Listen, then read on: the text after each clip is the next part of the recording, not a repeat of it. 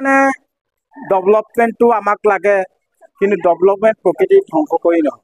আৰু বিদেশত গৈ দেখিছোঁ 4 লেন 6 লেন 9 লেন মেট্ৰ'কাৰ ৰেলৱে ওপৰলৈ বনায়, মাটি অধিগ্ৰহণ কৰি গছ কাটি নবনায়। গতিকে ভাৰতবৰ্ষত কিয় টেকন'লজি ইউজ নকৰে? সেইটো আমাৰ ইয়াত প্ৰয়োজন আছে, কাৰণ পৃথিৱীৰ ভিতৰত এটাতকৈ জনসংখ্যা বেছি।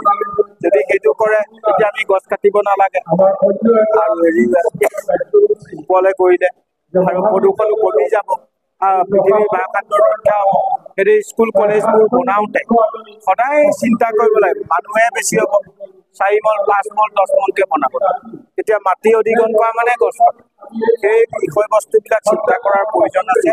আৰু গছ গছনিৰ পৰা চৰাই চিৰিকটি, আমাৰ শ্ৰীমন্ত শংকৰদেৱে কৈ গৈছে, একবিংশ দশপুত্ৰ, তেওঁৱে কৈ গৈছিল।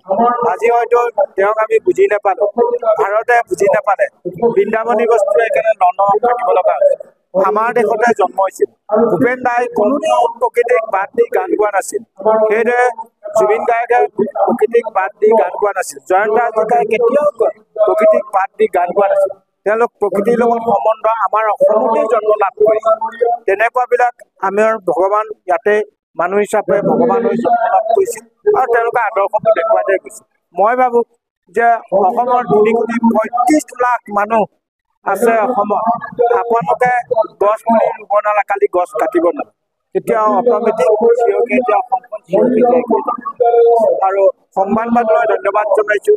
আপোনালোকৰ এই দূৰদৰ্শীৰ কাৰণে আপোনাৰ দুখ কষ্টবোৰ বহুত দেখিছোঁ। মই যুদ্ধটো, মই দিল্লীতে আছিলোঁ, পাকিস্তান ভাৰত যুদ্ধত, তেতিয়া অসমৰ পৰা যি সংবাদ মাধ্যমে গৈ ৰাজস্থানত যিটো বৰ্ডাৰত আছে, পাকিস্তান বৰ্ডাৰত, সেইখিনি ৰাতি ৰাতি আমি চাই আছোঁ।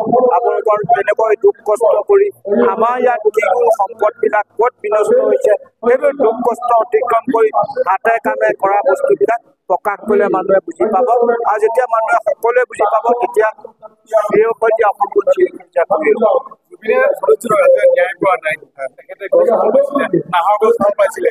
নহয়, জুবিনে ন্যায় পোৱা মানে সেইটো আমাৰ দেশত মৰা নাই। আমাৰ অসমীয়া মানুহে নি পেলাই ছিংগাপুৰত মাৰিছে। তাকতো বাধাই আছিল আগৰ পৰা, এতিয়া বাধা নহয়, আগৰ পৰা বাধা আছে পানীয়াৰ জুৰ ওচৰলৈ যাবলৈ। আৰু তেওঁৰ যাবলৈ মন নাই যদি কিয় গৰিমাকনো কিয় ভিছা নিদিলে? লগত যোৱা গৰিমা যোৱালটো নমৰে, পানীত যাবলৈ নিদিয়ে, সাগৰ শ্মশান যাবলৈ নিদিয়ে। এই কথাবিলাকতো তাৎপৰ্যৰ বিষয় আছে। সেইকাৰণে ন্যায় পাওক, মই আশা ৰাখিছোঁ 3 মাহমান ল'ব। তাৰ চৰকাৰ, ছিংগাপুৰ চৰকাৰ, ভাৰত চৰকাৰ এটাইবোৰ সংমিশ্ৰণতে সেইটো ৰায়দান দিব পাৰিব। অকলেতো ভাৰতে দিব নোৱাৰিব বা ছিংগাপুৰে দিব নোৱাৰে। সকলোৱে আমি আৰু অপেক্ষা কৰিব লাগিব কোনদিনা ৰায়দানটো দিয়ে আৰু তেওঁ মৰিও অমৰ হ'ব।